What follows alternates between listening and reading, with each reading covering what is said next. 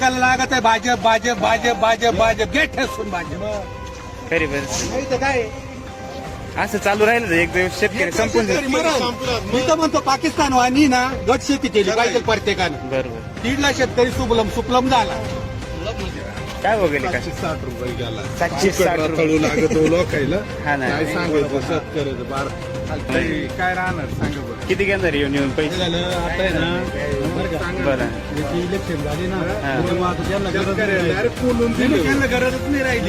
Direct बोलून दिलं. आपल्याला लागत मोदी सरकार प्रत्येकाला मोदी सरकार काय वाटत आता 3-3 रुपयांनी भाव वाढले पेट्रोल डिझेलचे. अहो तीन नाही 35 रुपये तर जाणार आहे. बरोबर मग आता तुम्ही मला एक सांगा आता आम्ही ट्रॅक्टरवाले बरोबर आता समजा जर 5 रुपयानं डिझेल वाढलं हो पाहुणे थांबा. 5 रुपयानं डिझेल वाढलं बरोबर. आम्ही 500 रुपये तिकडे शेतकऱ्याचे लगेच लोकांनी टाकून बरोबर, बरोबर. मेला का शेतकरी जिवंतपणी 100%. मग आता हे 700 रुपयाने किती पैसे येणार आहे काहीच नाही काहीच नाही खरी परिस्थिती आहे. मग लागत आहे भाजप भाजप भाजप भाजप भाजप गेट ठेसून भाजप खरी परिस्थिती काय असं चालू राहिलं तर एक दिवस शेतकरी संपून जाईल. मी तर म्हणतो पाकिस्तान वाणी ना गट शेती केली पाहिजे प्रत्येकानं. बरोबर 1.5 शेतकरी सुफलम झाला.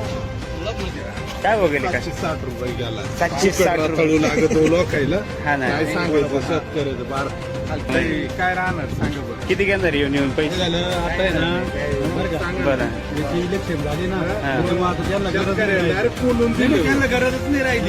डायरेक्ट बोलून दिलं. आपल्याला लागत मोदी सरकार प्रत्येकाला मोदी सरकार काय वाटत आता 3-3 रुपयांनी भाव वाढले पेट्रोल डिझेलचे. अहो तीन नाही 35 रुपये तर जाणार आहे.